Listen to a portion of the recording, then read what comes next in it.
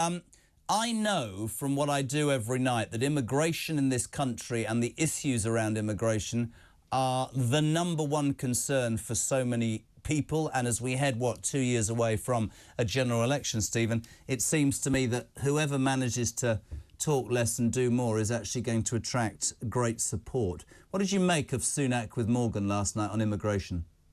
Well, he came across, I thought, very strongly, very warm towards his belief that he wanted to succeed in managing the immigration problem. And that's something that I've heard from within my contacts in government, the Cabinet Office and the Home Office, that he's set up teams that are really trying to solve the particular issue, because he knows politically it works very well for him if he succeeds, particularly in those northern seats that have demanded this for a while.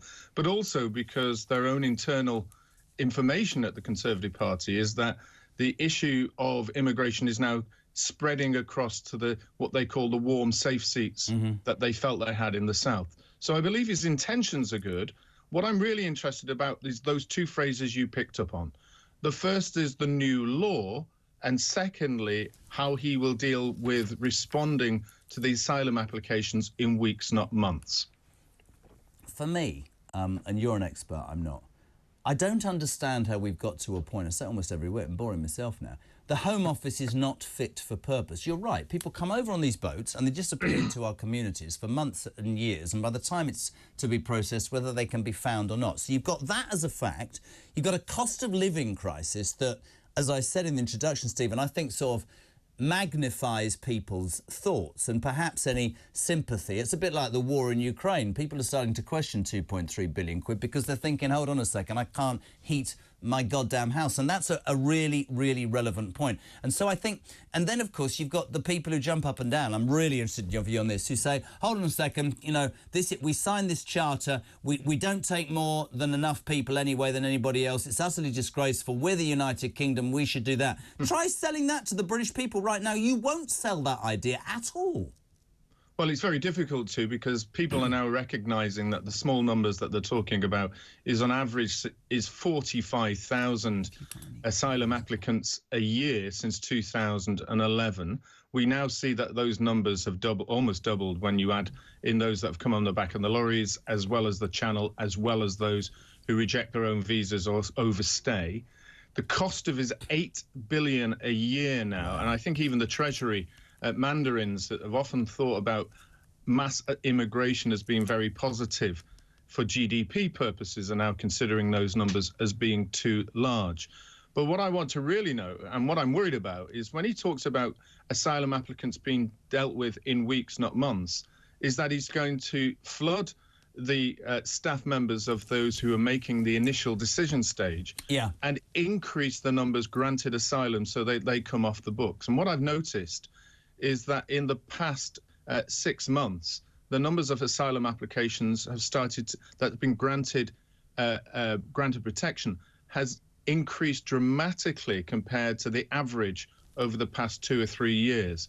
So are they now being told to get them through quickly? And that would become a very big problem if that is true.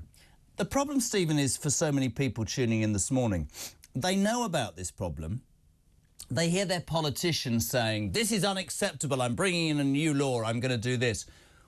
I don't understand why somebody isn't able to say, this is what we need to do. Forget the fluff, forget upsetting the do-gooders or worrying about the House of Lords blocking it. This is what we need to do and what we need to do right now. You're an experienced person. Immigration, we know about we know about your background and what you've done. What needs to be done to simplify a problem that ain't going away at all?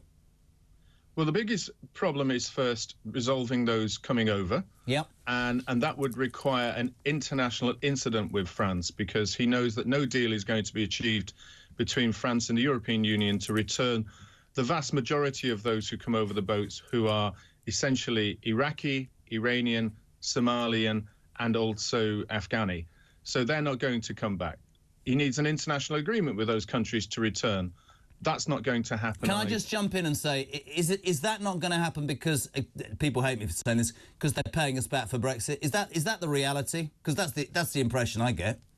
Well, there are those who would cynically say that they're using it for Brexit as well, and I think there wouldn't be an element of that could be there, but the main reason why the French don't want it is because they would have to cover the costs of it, and also politically for Macron, the vast majority of those would be going into Paris and staying along the coastlines. But why? But here's my point. This is why I sound like a frustrated teenager, right?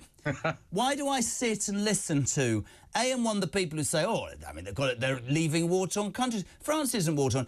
I don't care about Macron. Why are we the last post? Why are we the last resort? Why is the United Kingdom where they end up? Oh, I'm going to be told it's because they all speak English. The fact of the matter is, we could never tackle this issue years ago, Stephen. It really upsets the British people. And for people who are struggling, they don't understand why the hell somebody else can't be forced. Are we too soft? Oh, that's fundamentally why they know that they can end up here, because English is an easy language to speak internationally for many of these people because they watch it on TV, They learn it. They know that many people have already made it here, so they make claims under family reunion. They know when they arrive here, they're treated really in a very dignified way. We might complain about the hotels and the food, but actually it's a really decent way of saving and staying here compared to where they've come from.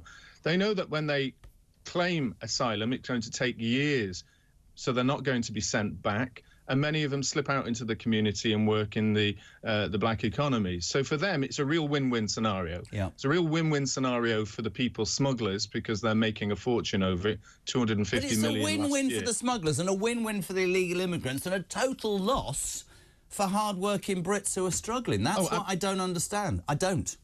And that's why it's very difficult for us to understand why the Treasury doesn't want to get down on this, and they are a big obstacle to the issue. Why there are those within the Home Office who do not want to kind of really push back on France on this. Why the Foreign Office do not want to work. Why would a Home Office official, in your mind, not want to push back on something that they're absolutely aware is fundamental to the British people's contentment, happiness, success, prosperity?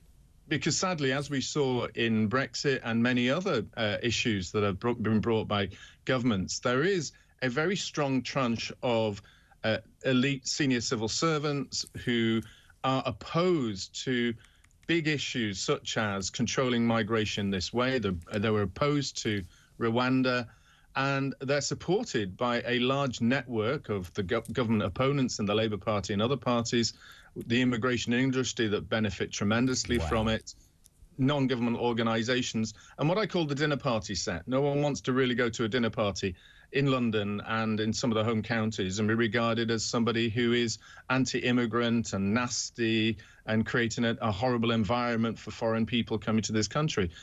They don't have to live with the consequences. Yeah. And I often ask the argument to people, okay, why have you not housed them?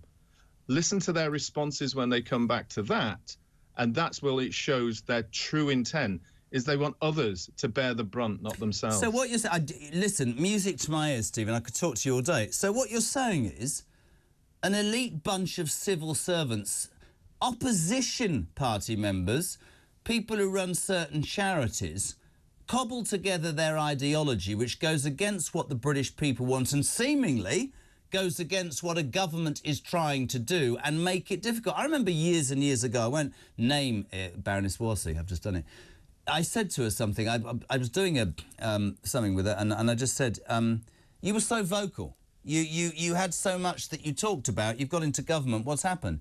She said the machinations of Whitehall are one thing, but she said the machinations of government, you can go in with such a desire, such a belief, and it gets crushed. And so many people meet so many brick walls. What we're coming to, though, here is we have a Prime Minister, he says, we have to believe him, and a Conservative Party that wants to stop small boats, and you're telling me there's a bunch of unelected elitists who are stopping that from happening. What does that say about our democracy, Steve?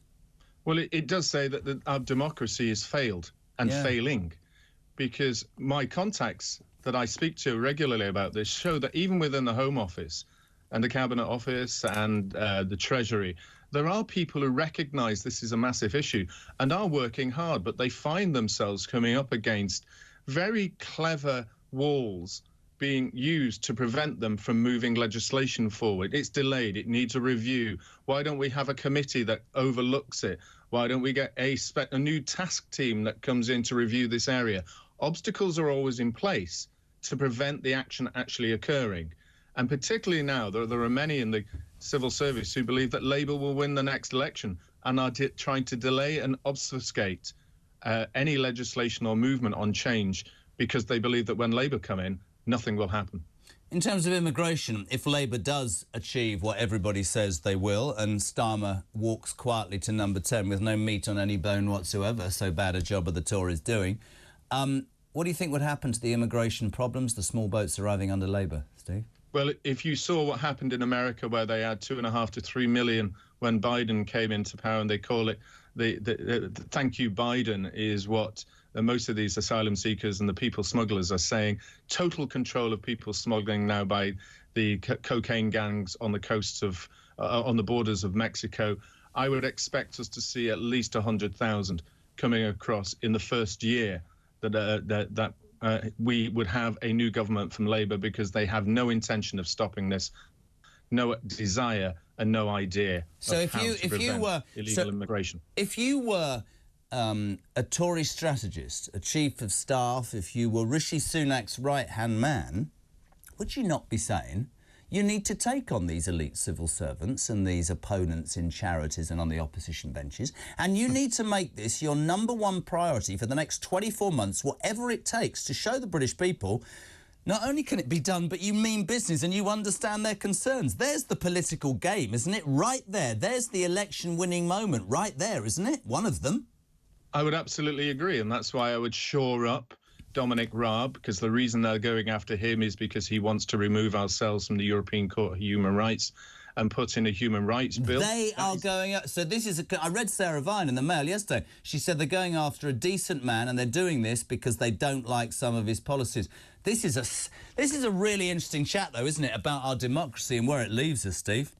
Absolutely. Why do you think that Suella Braverman has been closed down from very strong and principled views, but that she's being pushed to the background because they're making accusations against her? We saw the accusations against those who supported Brexit, and they brought them down one by one. It's a very clever strategy used by those who don't want a policy or a law to be enacted. You go for the man or the woman first by all these accusations. You use particular ways and methods to destroy them politically, whilst inside the institution, you are slowing it down or creating blockages for them. This is damaging for our democracy. But I remember growing up in the 1980s and 90s with Yes Prime Minister and Yes Minister. Yeah. We knew it then. We know it now. Yeah. It will take Rishi Sunak a strong team around him to go after them. And if he can achieve it, he'll succeed in the ballot box. If he doesn't, then Britain will lose in taxation and cultural changes and population increases. Stephen Wolfe, I've spoken to a lot of people about immigration. You've made more sense than anybody. Thank you so much indeed.